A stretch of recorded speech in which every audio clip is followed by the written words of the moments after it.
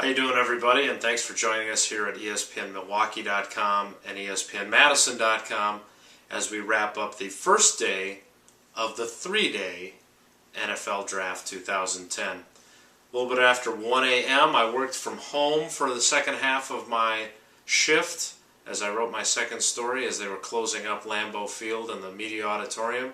But I wanted to make sure we spent a little bit of time talking about the Packers' first-round pick, Iowa left tackle Brian Bulaga.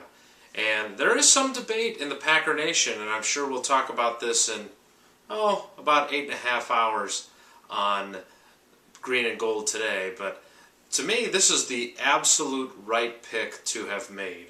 As I look at the Packers, both in the short term and in the long term, I understand the fans that are going to say, well, their real needs were defensively, and that was where Ted Thompson should have gone, whether it was with Jerry Hughes out of TCU, who went 31st to Indianapolis, whether it was Sergio Kindle out of Texas, who's still on the board, whether it was Taylor Mays, who's also still on the board as we get ready for the second round on Friday evening out of USC. So there were some defensive players to be had, but the Packers see a left tackle who falls all the way down to the 23rd spot, and they grab him in Bulaga. And the debate here is whether or not Brian Bulaga has any impact on the 2010 season.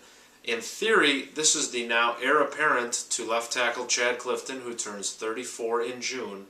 And the thing that I've been kind of pushing for the last several weeks is that this team needs to solidify that position because its success for the next decade rests on Aaron Rodgers and his play and his health. And they needed to get a guy that can keep him safe, keep him upright, and keep him from being injured for the rest of his career. And while that's not any guarantee, you feel a lot better with a first-round pick at left tackle than some of the alternatives that might have come down the pike later. I will say this, there's a chance that Brian Bulaga has an impact in 2010, and I don't think people are thinking a lot about that.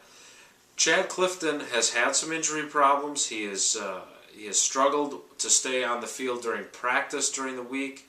They've had to be very careful with him to get him ready for Sundays. That's why they call him the big Lamborghini, because you only take him out for a drive on Sunday. But Mike McCarthy said to us at the NFL meetings in Orlando last month that history would tell us that he is not going to play 16 games, meaning Chad Clifton.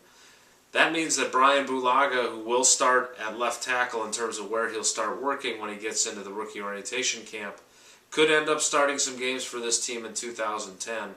And I do think that could make him a difference maker, because if you don't have a Brian Bulaga who could step in and play left tackle, presuming that he does it well, we saw what happened last year when Chad Clifton was out with the ankle injury, and both Darren College and TJ Lang did not play very well in his place, as the Packers gave up 37 sacks in those first 8 games as they stumbled to a 500 start.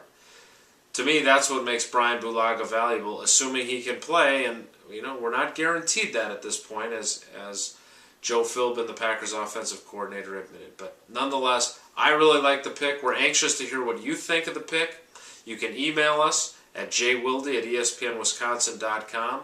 You can use the Twitter if you can get your thoughts into 140 characters or less. There were a lot of people tweeting during the draft tonight. Or you can join us on Green and Gold today on ESPNWisconsin.com. Call us, email us, do whatever you need to get a hold of us tomorrow from 10 to 11 Central Time on ESPNWisconsin.com. We'll be back with another video tomorrow night, hopefully from Lambeau Field if I can get my work done a little bit quicker. Thanks for tuning in, and we'll see you next time.